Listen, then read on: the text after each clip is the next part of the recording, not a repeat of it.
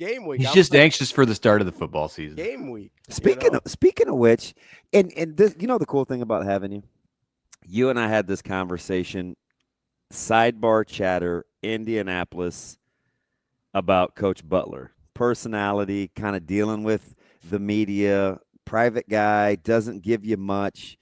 I do feel, Mitch, in that little bit this week was about as much of his personality and its totality.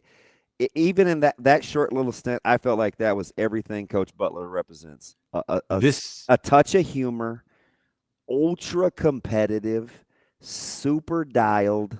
Like he talked with intensity, and he was still kind of in control. I felt like that was him in all his glory. This is what you're going to get from him, I think, more and more through this season and his time at Nebraska, is an actual look at who he is. At the beginning for him, one, he didn't know us in the room, the people who were asking questions. And if you're just, it's not like we get more glimpses at coaches than just when they come into the media room. But a lot of the front facing stuff is in a media environment. There'll be something with John Butler, like one of these podcasts that Rhule does. He'll probably sit down with Butler and talk to him, just because I think Rhule's fascinated by him and has called him everything from like one of the smartest people I know to one of the most competitive people I know. And those are, maybe a little bit of hyperbole there, but that's like still a strong statement. So he didn't, at the beginning, when we saw him in this interview setting, he didn't know us. I don't think he quite understood. Like you have to get a sense for like what the mood is like in that environment. It's different in the NFL. It's different in Buffalo, New York than it is in Lincoln, Nebraska, just like the way that people consume the content. So then the way the content is produced and how the questions are asked are a little bit different. It's different between college and pro, I think. And something about Butler, from talking to media who interacted with him in the NFL, is that he didn't really first of all, he didn't have opportunities to talk much, and not in front of 50, 60, 70 people.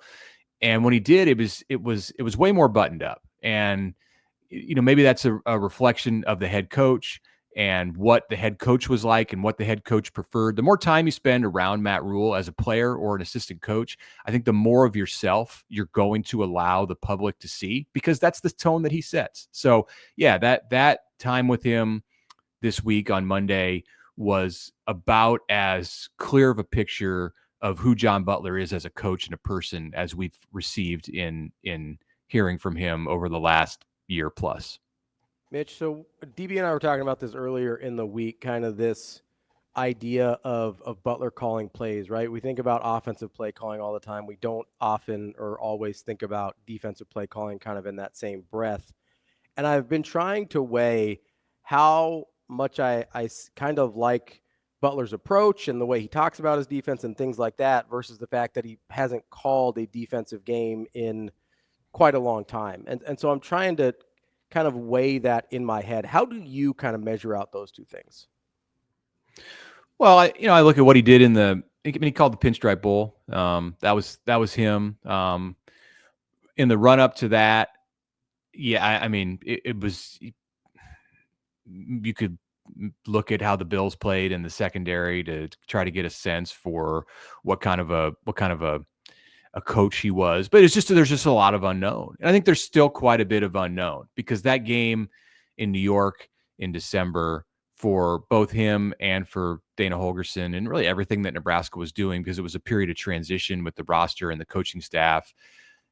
I'm not going to say like you want to throw it out, but I don't put a ton of credence in what I saw there. So we're starting a little bit, like to your point, Ravi, with a blank slate here on Thursday night. Like, what is John Butler going to look like as a DC? And, what's the influence of others on the staff? He hasn't worked in a game setting with Terry Braden yet. Phil Simpson and Addison Williams were around a bit in the bowl prep, but they weren't invested in calling that game. So it's a new dynamic defensively overall of what this is going to look like. How aggressive are they going to be? I was caught I gave a lot of thought to the comment that Butler made a couple of weeks ago about being as aggressive on defense as the officials allow. And at first, my m- my just like gut reaction was, well, be careful with that because these guys are in college and you may have done that in the NFL, but NFL players are more intuitive and quicker to adapt. And I think you can give them instruction and then they can go out and execute it in the next series about backing off because the officials are calling this way and we don't want to get a bunch of flags and extend drives. Initially I had that concern, like that this was going to end up with Nebraska being overly aggressive because the aggressive is already the way that he coaches defense and it's his personality and it's the way that he wants to play. Now, I'm more like, okay, like trust in what he's saying here. Don't take it too literally. Like, where are they going to be aggressive? Are they talking about being aggressive as it's allowed at the line of scrimmage in the way that they press receivers? Are they talking about this down the field and how they use their hands and their bodies? I'm not sure. So I'm not going to jump to conclusions on that and say I expect Nebraska to be a heavily penalized team on defense. But like if we get into that place, then I think he's going to have to like go back and reassess his stance as it relates to that topic. So, Mitch, when you're kind of looking at the temperament and what you hear from the staff, obviously the intensity's ratcheted up. The game's a lot closer. But how much of the whatever that feeling you get from the coaches as the game does get closer, do you think the players understand or they're being told or they feel about what's going to take place tomorrow night? Do you get the sense that they have the same sense of urgency? We've seen some kind of lighthearted things. We've seen the fashion glasses. We've seen Winari was very businesslike. We've seen some jokes from Archie. Everybody kind of has their own personality so far. What do you think their temperament feels like when they take the podium?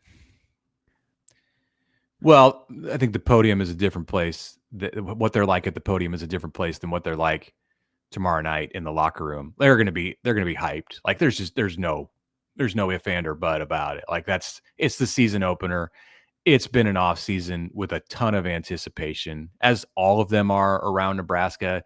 There's something that's a little heightened about this because it feels like Nebraska as a program has pushed its chips to the center of the table with this season, with the confidence that Matt Rhule has placed in these coordinators, from 9 months ago, 10 months ago. Everything's new as far as who is coordinating all of the areas of this team. And they've done it in the front office as well. Like there's been tremendous change in this since the end of year 2 to the start of year 3 for Matt Rhule. And it wasn't done entirely because you can look at like 2022 for Scott Frost or 2003 for Frank Solich. Like when those coaches made a lot of change around them, it was done out of desperation, in a way to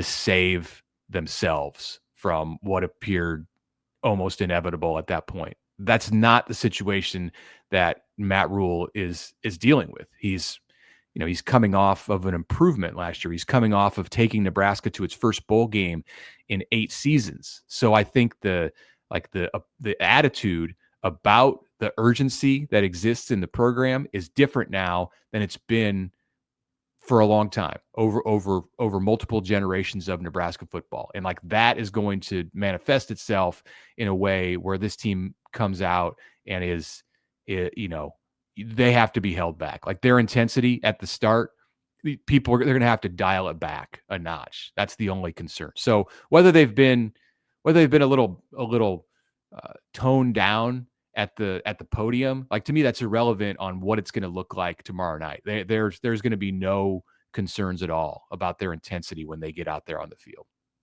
Mitch, so I'm curious, and you can say it now or you can save it for later, whatever you want to do. But as you think about how many wins you think they're going to have this year and how you think the schedule is going to play out, does what you just described, the confidence you feel like they've been presenting all off season. How much does that impact how you actually think the season will go?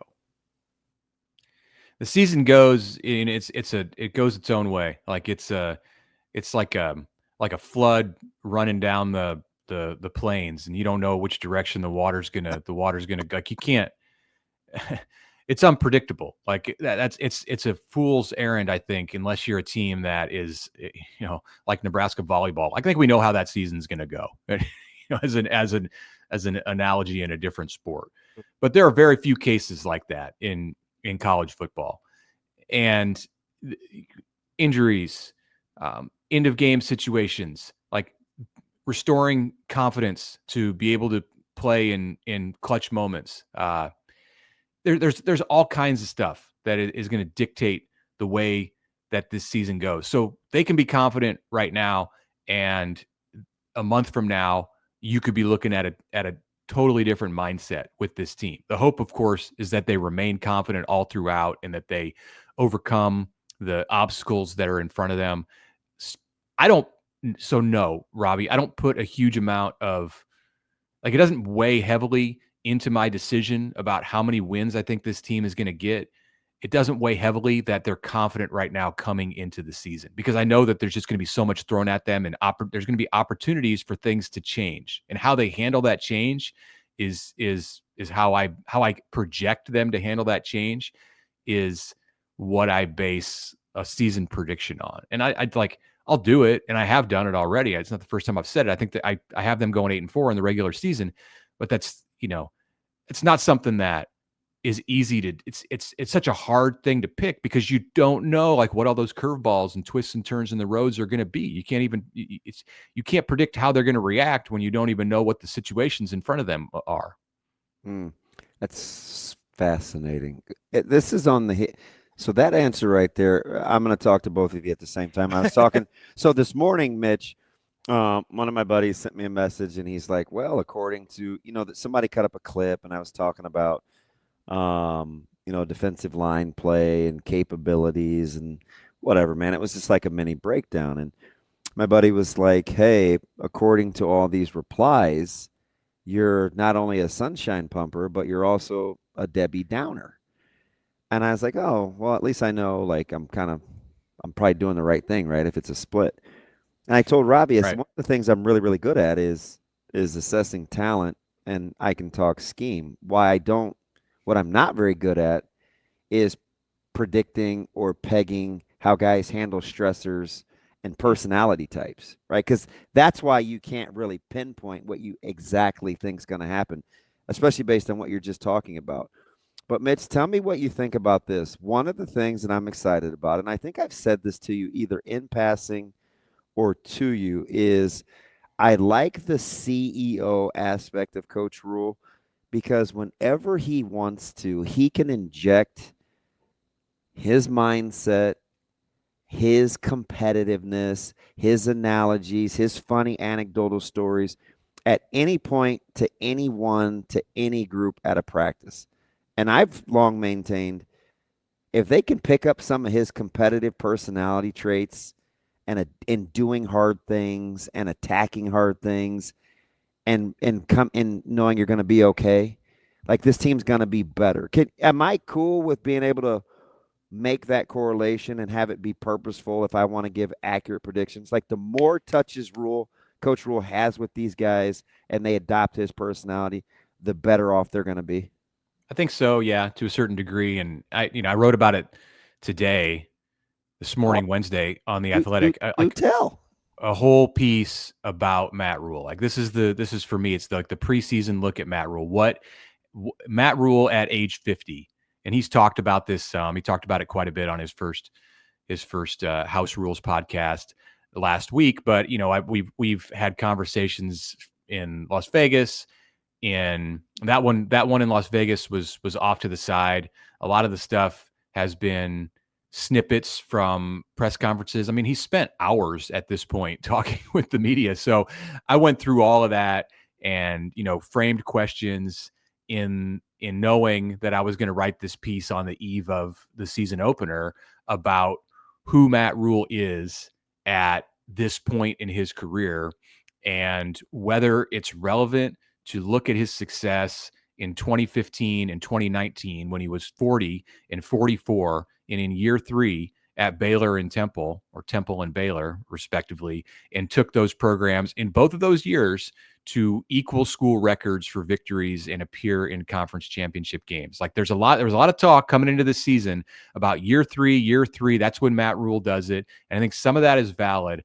But in order to like actually assess that, you have to look at who Matt Rhule is in year 3 and compare that Matt Rhule to the guy that he was 10 years ago and 6 years ago.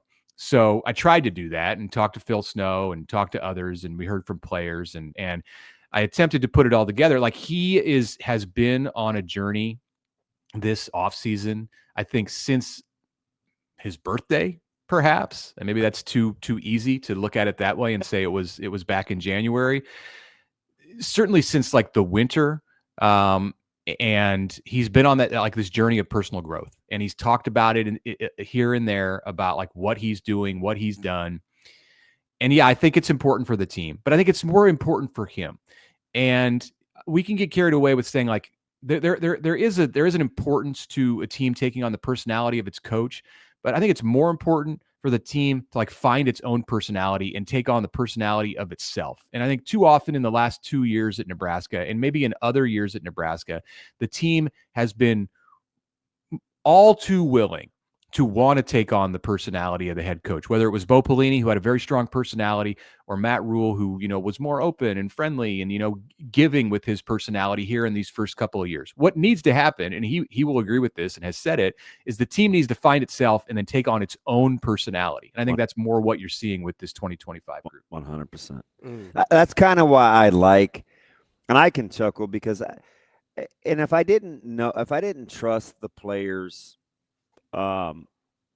understanding that guys, whatever their personality is, it's authentic to who they are. Glasses at the podium don't bother me. Jokes from Archie don't bother me. Stone cold assassin like responses from William don't bother me, because the goofiness of Buford, like everybody kind of has their own bit, right? But at the end of the day, they all say a lot of the same things. And as a guy that believes a lot in the power of culture with having a lot of different, listen, Wiegert and Frazier weren't anything alike, right? But they had there was a common tie that binds. I can appreciate guys' authenticity and putting their own stamp on it, but coming together with a common vision. And I hope, Mitch, that's what I'm seeing, because that's what it feels like, at least early on.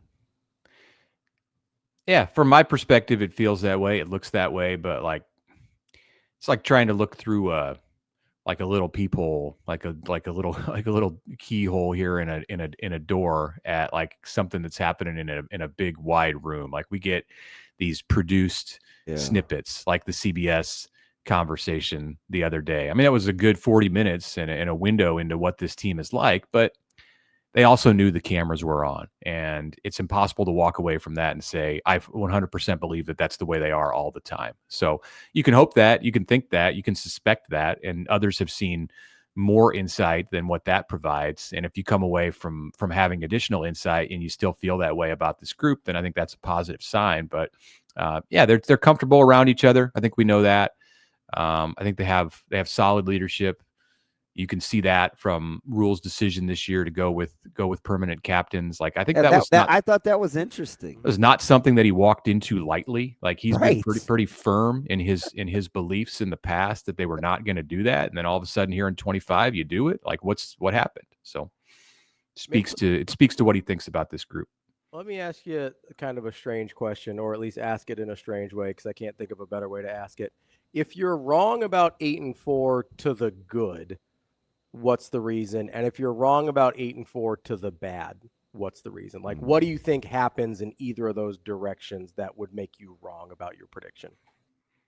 To the good for Nebraska, I would say that it has figured out, undeniably, it has flipped the script on the close game situations from previous years. Because I think when I look at the schedule, and it's silly to try to make a prediction on the season based only on the talent and the growth of the team. You have to look at the schedule. Where are the games? When are the games? Who are the opponents? And the ones that I look at most closely are Minnesota, Iowa, USC, and UCLA.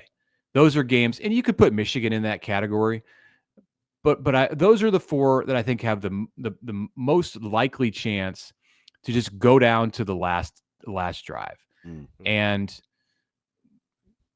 how's Nebraska going to handle those moments? If they win more of those games than they lose, that's where they come down on the good side of 8-4.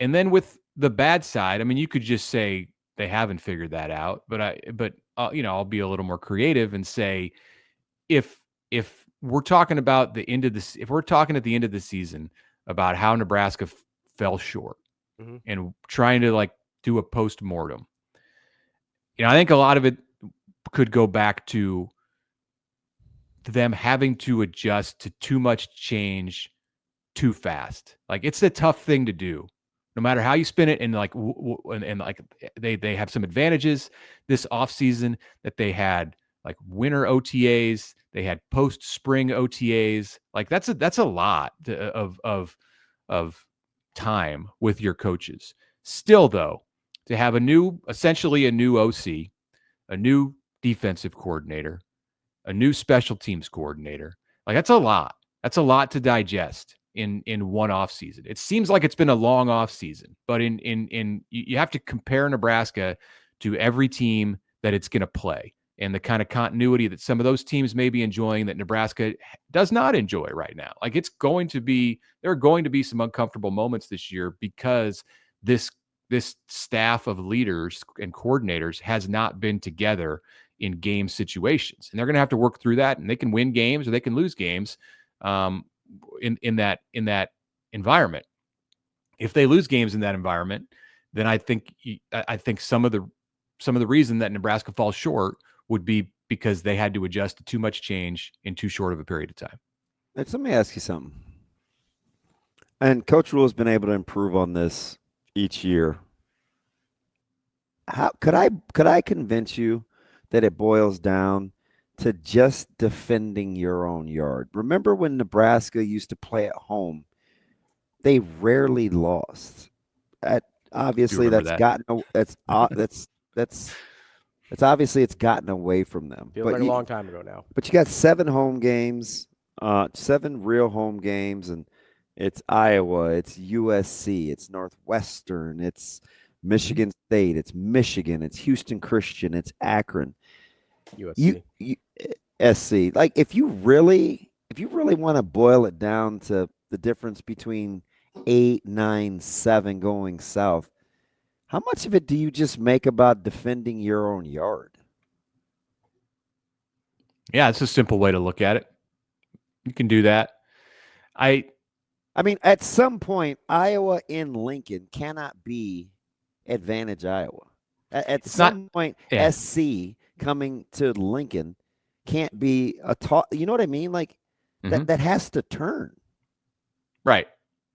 And maybe a year from now, we're having the conversation and we're saying that it has because Nebraska goes 7-0 at home in 2025. But wouldn't that be something? That's not the way it's been for many years. So I'm not walking into this season and saying, all right, chalk at home. They're going to win at home. Their advantage at home is it's minimal. And he's progressively gotten better though. Sure. And you take another step this year, then maybe we're talking about that in a year or two. And when you pick your season win total at the beginning of the year, it's an easier thing to do because you don't have that as much of a variable. Yeah, how cool would it say? I mean, Michigan's got to come to Lincoln, man. Advantage Nebraska. Yeah. At some point, you got to be able to say that. Well, it's more of an advantage than it would be if the game was in Ann Arbor right now. That's kind of a good point, though, Mitch. It does seem like mostly the advantage of being at home is just not being on the road and not. It's more neutral as opposed to a positive. Yeah, it's got to get to the advantage of playing Michigan at home is we don't have to go to Ann Arbor. Not we get them in Lincoln, right? I think that's. I'm on board that like this is an 8th home game tomorrow too. By the way, I know Cincinnati wants to just continue to talk about how it's a neutral site and there's not really an advantage for either team. Like I it could play out that way if like the tempo of the game goes in a certain way to take the fans out of it. But if it doesn't, and like Cincinnati starts facing situations where it's backed up in the end zone, like don't underestimate the power of Arrowhead Stadium and how loud it's going to get in that place. It can be a nightmare for the Bearcats. Not saying it will, but it could. That's our guy, Mitch Sherman from The Athletic. Mitch, appreciate the time. As always, we'll talk to you soon. Thanks, Mitch. All right. Thanks, guys.